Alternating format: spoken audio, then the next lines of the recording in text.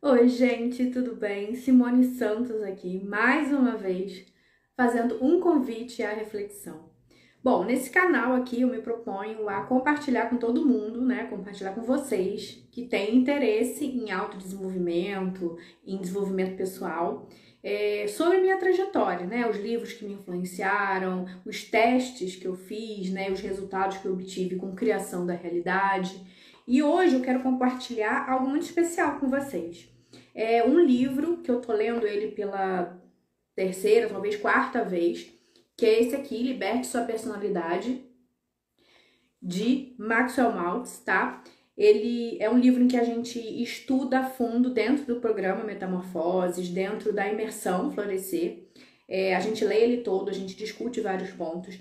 Mas eu queria hoje aqui também começar a compartilhar com vocês um pouquinho dos insights que eu tive quando eu li esse livro, né?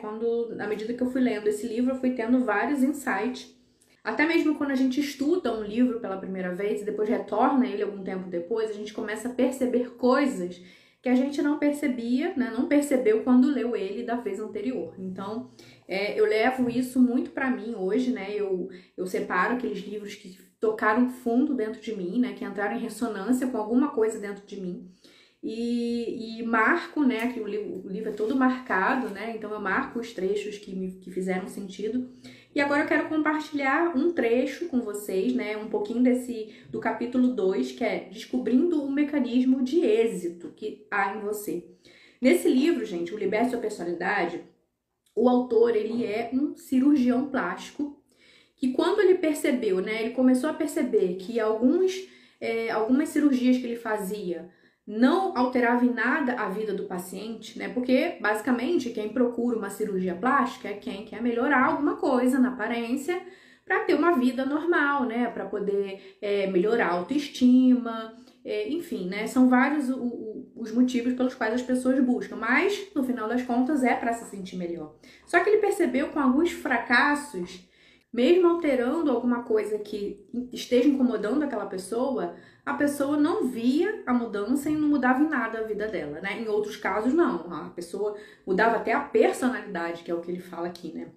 Então, foi esses fracassos, entre aspas, que motivaram ele a entender profundamente a personalidade, né? Que existe algo muito além do físico, né? Muito mais interno, que vai dizer se a pessoa vai ter fracasso ou vai ter sucesso na vida, né? Não só a mudança na aparência física é o responsável por isso, né? Então ele foi fazer psicologia, foi estudar e compartilhou com a gente algumas conclusões que ele tirou desses fracassos dele, né? Estudando a psique humana, né? Estudando psicologia.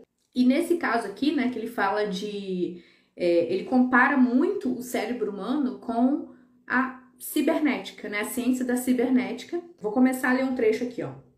Entretanto, quando o homem se propôs a fazer um cérebro eletrônico e a construir mecanismos destinados a alcançar determinados objetivos, que foram os computadores, né? Ele precisou descobrir e utilizar certos princípios básicos. Tendo descoberto tais princípios, os cientistas começaram a cismar. Será que o cérebro humano funciona assim também? Será que o Criador, ao criar o homem, nos dotou de um servomecanismo superior a qualquer cérebro eletrônico? Ou qualquer sistema de orientação jamais sonhado pelo homem, mas que opera segundo os mesmos princípios? Então, quando começou a vir essa coisa da cibernética, né, dos computadores, eles começaram a perceber uma certa semelhança entre o nosso cérebro, né, entre o funcionamento do nosso cérebro e sistema nervoso, né, e começaram a se perguntar, será que também os mesmos princípios que regem a cibernética regem o nosso interior, a nossa mente, o nosso cérebro? E a resposta é decididamente sim. Nós funcionamos similarmente a um computador. E continuando aqui, ele fala assim, ó, todo ser vivo nasce com um sistema de orientação ou dispositivo perseguidor de objetivos, com que o Criador o dotou para ajudá-lo a alcançar seus objetivos. O que, em termos gerais, significa viver, né? Então, o objetivo dos seres vivos, em termos gerais, é o quê? É sobreviver, é viver, né? E nas formas de vida mais rudimentares, o objetivo viver significa sobreviver, né? O que ele quer dizer aqui? Ele quer dizer que nas formas de vidas mais basais, né, os animais, as plantas, o objetivo que foi ali setado na programação daquele ser vivo é o quê? É sobrevivência física, né? Tanto para o indivíduo, quanto a nível individual, quanto a nível de espécie. E esse mecanismo embutido nos animais se limita a encontrar alimento e abrigo, evitar ou vencer inimigos ou imprevistos e procriar para garantir a perpetuação das espécies. Isso a gente já sabe, a gente aprende na escola, né, que todo ser vivo ele tem esse objetivo embutido dentro dele, quer seja ele racional ou não, né, pensando racionalmente ou simplesmente ali levado pelo instinto, ele tem esse instinto de sobrevivência e de perpetuação de espécie. Porém, no homem, o objetivo viver representa mais do que uma mera sobrevivência. O homem tem necessidades emocionais e espirituais que os animais não têm. O mecanismo de êxito embutido que há no homem é também de escopo muito mais amplo do que o do animal.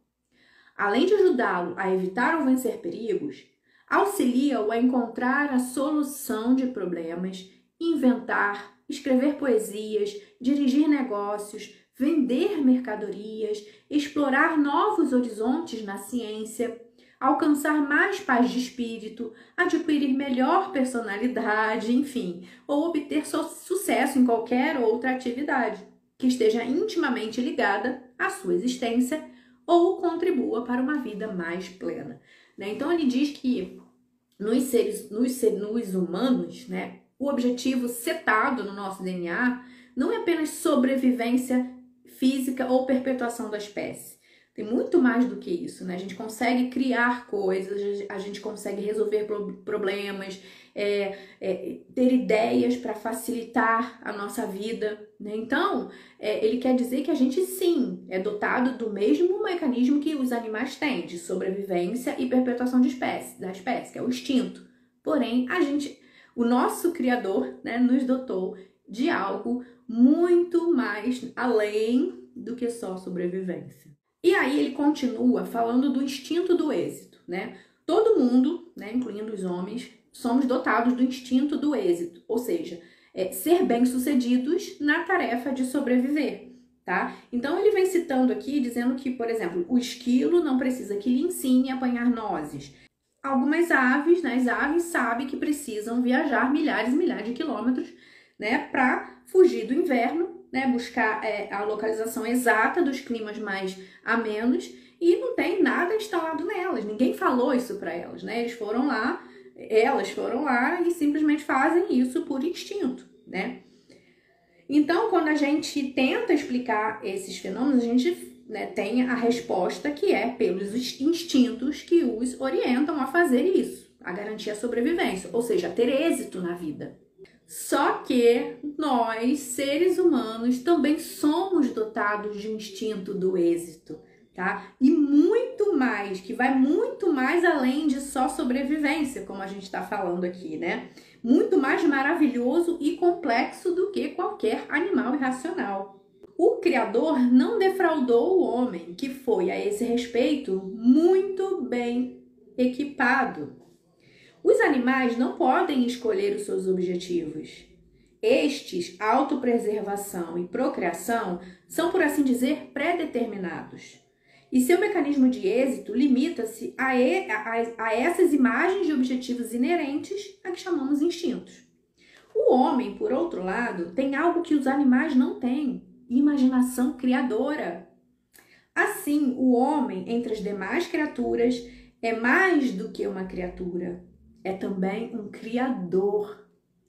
Com sua imaginação, ele pode formular uma grande variedade de objetivos. Só o homem pode dirigir seu mecanismo de êxito pelo uso da imaginação, isto é, da habilidade de criar imagens. Então, olha só que rico, né? Que informação valiosa é essa, né? A gente nunca parou para pensar que realmente nós temos algo que nos distingue dos demais animais, né? Nós temos faculdades mentais superiores, né? Além daquelas que fazem parte do nosso instinto, né? Que são É a visão, a audição, o paladar, o tato, que nos ajudam a sobreviver, né? Nos ajudam a perceber o ambiente e ali reagir a esse ambiente de forma que a gente mantenha a nossa vida íntegra.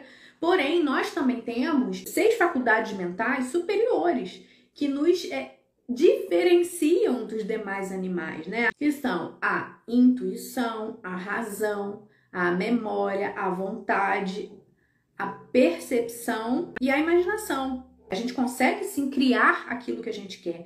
Então, olha só a vantagem: nós temos um mecanismo de êxito embutido em nós e ainda conseguimos criar os objetivos que a gente quer, né? Além dos objetivos basais, básicos de sobrevivência e perpetuação de espécie, a gente tem um mecanismo, né? A gente tem um mecanismo interno que a gente cria os nossos próprios objetivos. E ele fala aqui, ele continua dizendo que a gente acha que a imaginação criadora ela é um privilégio de só algumas pessoas, por exemplo, artistas, poetas, inventores, tá? Mas não, é a imaginação que rege o nosso mundo, tá? De todos os atributos do homem, a imaginação é o mais sublime. É a mola mestra da atividade humana e a principal fonte de aperfeiçoamento do homem. Destruamos essa faculdade da imaginação e a condição humana estacionará como a dos outros. Ou seja, a gente vira um animal, né? Se a gente parar de pensar, se a gente parar de imaginar, se a gente parar de sonhar, de querer objetivos na vida, o que nos resta? Simplesmente sobreviver, né? E é o que a maioria de nós faz, né? Eu confesso que eu fazia isso até pouco tempo atrás, sabe? O objetivo maior da minha vida qual era? Sobrevivência, né? Então, a gente tem que entender que a gente tem esse objetivo inerente, porém a gente consegue criar coisas muito maiores nessa vida, muito maiores tanto pra gente quanto pra humanidade, gente. É só a gente pensar um pouco, né? Quanto que a tecnologia nos ajuda a avançar na vida, como a tecnologia ajuda até a manter a nossa saúde, né? A nossa longevidade. Então, isso tudo veio do homem, isso tudo veio da imaginação criadora. Tudo bem que a faculdade mental da intuição, ela está ligada, né, diretamente a uma outra condição, né, que é a nossa parte espiritual, né, que a gente sabe que nós somos seres espirituais, que estamos aqui apenas numa experiência humana, tá? Isso não tem o que discutir. E a gente tem um vínculo com forças espirituais que nos alimentam, seja com Deus, com Buda, com Alá, com o universo, né? Existe algo maior que nos fortalece e que nos fornece indicações que nos orientam na direção de um objetivo, sabe? Seja de forma consciente ou inconsciente, a gente é orientado sim, quando a gente permite, na busca de determinado objetivo que a gente colocou ali no nosso mecanismo automático, né? Que ele fala que o nosso cérebro e sistema nervoso, a gente usa ele, né? Ó, ele fala assim: seu cérebro e sistema nervoso constituem o servomecanismo que você usa e que opera de maneira análoga à de um computador eletrônico e um dispositivo de busca de objetivos. Seu cérebro e seu sistema nervoso constituem um mecanismo perseguidor de objetivos, que opera automaticamente para atingir determinados alvos, quase como um torpedo autodirigido ou um projétil interceptador. Então, o que ele quer dizer? Ele quer dizer que isso aqui que a gente tem, essa capa física, ela é dotada de um poderoso mecanismo cibernético, que é um servomecanismo, ou seja, um mecanismo que nos serve, tá? Isso aqui é um hack incrível que quem entender a profundidade dessa informação vai estar com a vida ganha. Porque vai entender como você funciona, como nós funcionamos, né?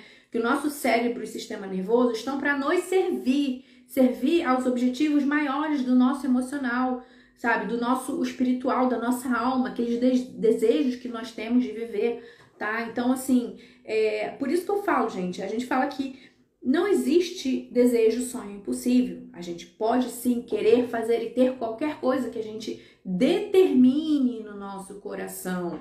aquilo que a gente tem um desejo ardente, que a gente fala assim, não, isso eu vou conseguir, eu vou viver isso, custe o que custar, eu vou buscar isso, nem que isso custe a minha vida, eu vou viver buscando esse objetivo.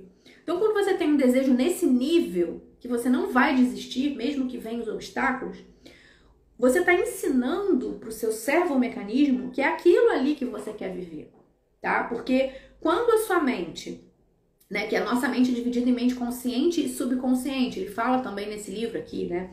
Então, quando você conscientemente, percebendo o ambiente através dos seus sentidos, consegue perceber o ambiente, consegue, através das adversidades, dos problemas, consegue escolher a vida que você quer, você tem o poder de colocar na mente subconsciente, que é a mente automática, que é esse servomecanismo que ele fala, é outro nome para a mente subconsciente, ela é automática. Ela simplesmente não julga, ela simplesmente executa a programação que você colocou nela. Então, o nosso maior objetivo, o nosso maior desafio é conseguir transpor a barreira consciente-subconsciente. Por quê? Porque o subconsciente, ele é treinado principalmente quando a gente é criança, que a gente não tem tanta crença, né? Que é justamente quando as nossas crenças são formadas.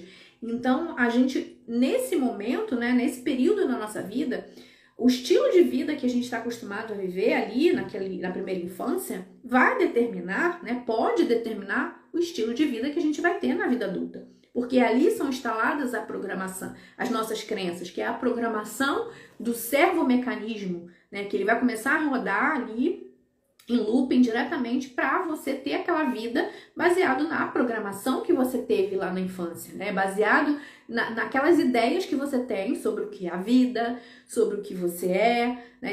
As crenças que você tem sobre você, se você é capaz ou não de conseguir os seus objetivos, pelo que você ouviu na sua infância, se você é capaz ou não de conseguir coisas grandiosas, tá? Isso tudo foi determinado lá na sua infância. Então, você já está rodando esse programa no seu servomecanismo de forma automática, tá? Então, quando a gente entende que a gente tem esse mecanismo automático, o que a gente tem que fazer de forma simplificada para mudar os nossos resultados na vida? Mudar a programação desse mecanismo cibernético que nós temos aqui dentro. Simples assim. Então, ele fala, gente, continuando aqui, que nós temos dois tipos gerais de servomecanismo, tá? O primeiro é quando o alvo e o objetivo onde a gente quer chegar são conhecidos, tá? E a finalidade é alcançá-los ou realizá-los. E o segundo é quando a resposta, o alvo, não é conhecido e a finalidade é encontrar um alvo, tá? Então, o primeiro é encontrar como fazer e o segundo é encontrar o que fazer, né? E o sistema humano opera, o sistema nervoso humano opera dessas duas maneiras, tá? Por exemplo, o primeiro, quando a gente conhece o alvo, né, é como se fosse um torpedo, tá? Imagina lá um míssil que você coloca ali um objetivo nele, atingir um determinado alvo e ele sai de um determinado ponto. Então, ele é lançado. Só que a rota que ele faz não é uma rota certinha, retinha até o alvo. E muitas vezes o alvo não é um alvo parado, é um alvo móvel. Então, o que acontece? Você seta aquele alvo e ele vai automaticamente reajustando a rota, né? Porque não é retinho, mas ele sai um pouquinho para a esquerda, aí o mecanismo que tem de feedback dentro dele diz que ele saiu da rota, aí ele reajusta a rota, vai um pouquinho para a direita, reajusta mais um pouquinho, vai um pouquinho mais para o meio. Então, ele vai seguindo esse zigue-zague até atingir o objetivo. Não é simplesmente daqui até lá. Então, continuando aqui, ele fala o seguinte: um dos pioneiros na criação do mecanismo para detectar alvos durante a Segunda Guerra Mundial é da opinião que coisas muito parecidas ocorrem no nosso sistema nervoso, tá? Sempre que a gente executa qualquer atividade, das mais simples até as mais complexas, tá? Até mesmo uma busca de objetivos tão simples como apanhar um maço de cigarro sobre a mesa também é permeado por esse mecanismo. A gente, quando quer atingir um objetivo, no caso que ele falou, né, de pegar alguma coisa, um objeto numa mesa, isso acontece por um mecanismo automático. Então, vamos pensar. Não é apenas pela vontade e raciocínio do prosencéfalo, né, que é uma parte do cérebro ali que é responsável por coordenar as nossas funções, coordenar os nossos movimentos ali para pegar aquele objeto em cima da mesa, né? A gente simplesmente quer pegar, vai lá e levanta a mão e pega. Imagina se a gente tivesse que fazer isso de forma consciente, né? Então, o que eu quero? Eu quero pegar aquele maço de cigarro em cima da mesa. O que eu tenho que fazer? A minha mão, os meus músculos. Imagina se eu tivesse que dar conscientemente a ordem para os meus músculos se moverem. O meu bíceps tem que contrair não sei quantos graus, o ângulo do meu braço, a força da minha mão tem que ir para frente, não sei o que. Imagina fazer isso de forma consciente. Impossível, né? Então, o nosso mecanismo, o nosso servomecanismo, ele já está treinado para fazer esse tipo de atividade. A gente quer pegar ali alguma coisa na mesa, a gente vai lá e pum, e pega. Acabou. A gente não faz isso de forma consciente, a gente faz de forma inconsciente.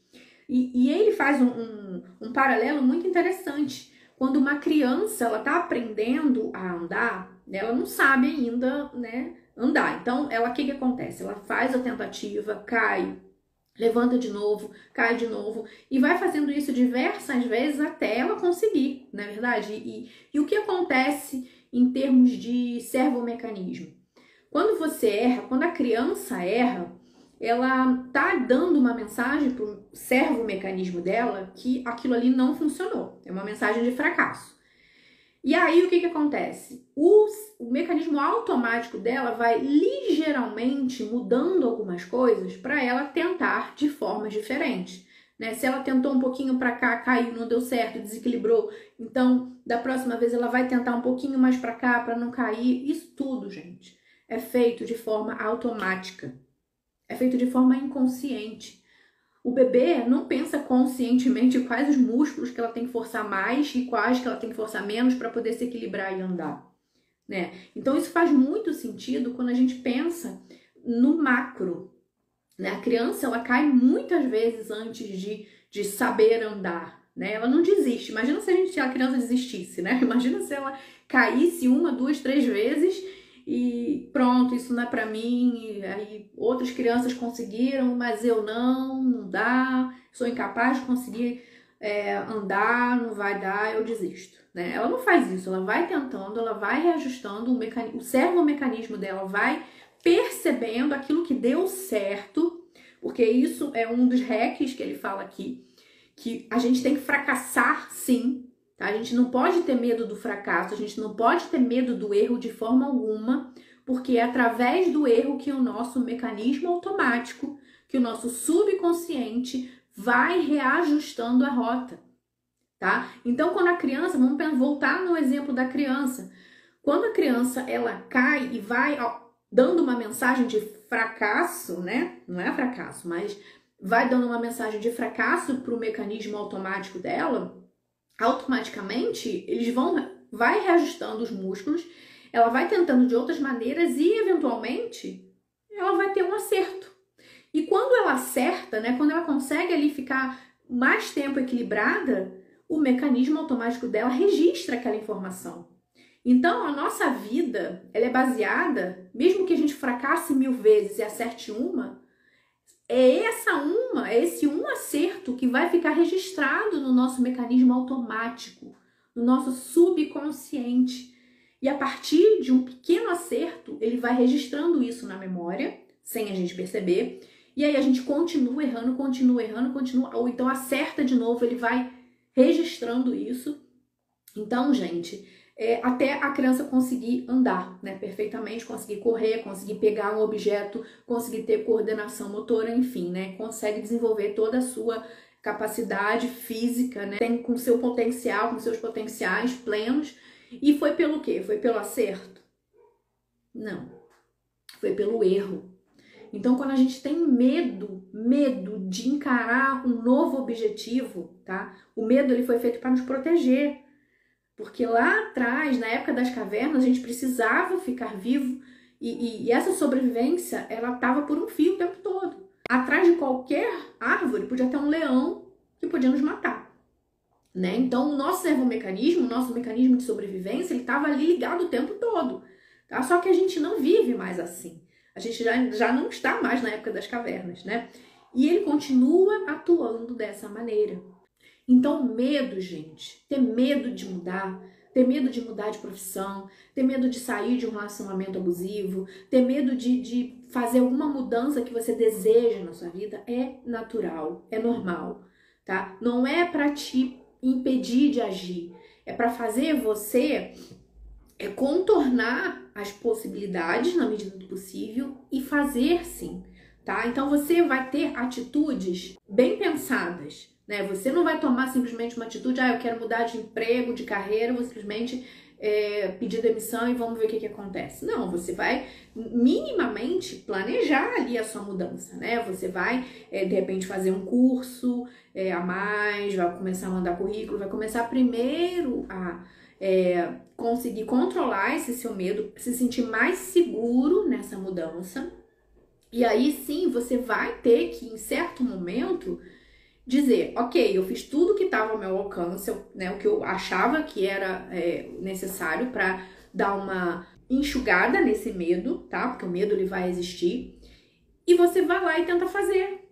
Vai lá e tenta fazer. Se não der certo, né, se errou, se fracassou, ok. Entenda que o seu servo-mecanismo, ele já registrou essa informação, tá? E ele vai automaticamente buscar no ambiente externo coisas, situações e pessoas que vão devagarzinho te levando a uma forma acertada de agir, tá? E toda vez que você tem um acerto, que você tem sucesso em uma determinada empreitada, aquilo vai ficando registrado em você. E você vai cada vez mais ficando melhor naquilo ali, até o ponto de que aquilo ali venha naturalmente para sua vida. Um outro exemplo que a gente pode dar, muito didático, muito claro, é o exemplo de começar a dirigir. Quando a gente está aprendendo a dirigir, a gente senta conscientemente no carro, né? A gente fica ali com todos os nossos sentidos ligados, né? A gente faz as coisas primeiro, ajusta tal, as coisas, os espelhos, liga o carro, põe a primeira, põe o cinto, não sei o que. A gente faz isso, né? A gente faz conscientemente isso, devagarzinho, vai soltando a embreagem, vai pisando no acelerador de forma consciente. A gente erra, tem hora que a gente deixa o carro morrer, tem hora que a gente acelera mais do que devia. E isso vai mandando uma mensagem para o nosso subconsciente, né? O nosso servo-mecanismo. Você faz isso tantas vezes, né? Você erra, você acerta, você erra, você acerta. Que o teu mecanismo automático chega uma hora que ele já sabe tudo aquilo que é correto a fazer, né? Sabe a forma mais adequada de dirigir, de forma que você gaste menos energia, que você não precisa pensar naquilo conscientemente toda vez que for lá dirigir. Aquilo já foi pro seu subconsciente, aquilo já foi automatizado no seu servo-mecanismo, você faz de forma automática, né? Você simplesmente entra lá, liga o carro e vai embora, né? E consegue até fazer outras coisas junto, né? Conversar, enfim. Então, é assim que o nosso cérebro e o nosso sistema nervoso funcionam. Então, se você tem medo de errar, de fracassar, tem vergonha, tem alguma coisa, entenda. Quanto mais rápido você começa a errar, mais rapidamente você vai acertar. Então, gente, espero que esse trecho do livro faça algum sentido na sua vida, que você possa refletir sobre isso e pensar sobre quais têm sido as suas atitudes diante dos seus sonhos. Quais são os seus desejos, né? Você tem coragem ou não para se lançar nessa nova empreitada, tá? O que está te bloqueando? Você tem formas de conseguir contornar uma parte desse medo? Tem coisas que você pode fazer para diminuir esse medo? Ou você acha que tem que fazer mesmo, né? Se não tiver nada para fazer para diminuir esse medo, você vai aos poucos fazendo. E não tenha medo de forma alguma de errar, porque errar faz parte do processo de acertar, tá bom? Lembre-se, você tem um mecanismo embutido dentro de você que serve para te levar ao sucesso, que serve para te levar ao êxito. Todos nós temos. O Criador, em sua grande bondade, dotou a gente desse mecanismo. A gente e os demais seres vivos, né? Só que a gente é um pouco superior do que os demais animais. A gente tem outras capacidades. A gente tem capacidade de escolher quais os objetivos que a gente vai se lançar. Aquilo que a gente quer viver. Os nossos sonhos. Então, Fique com Deus e até o próximo vídeo. Tchau, tchau.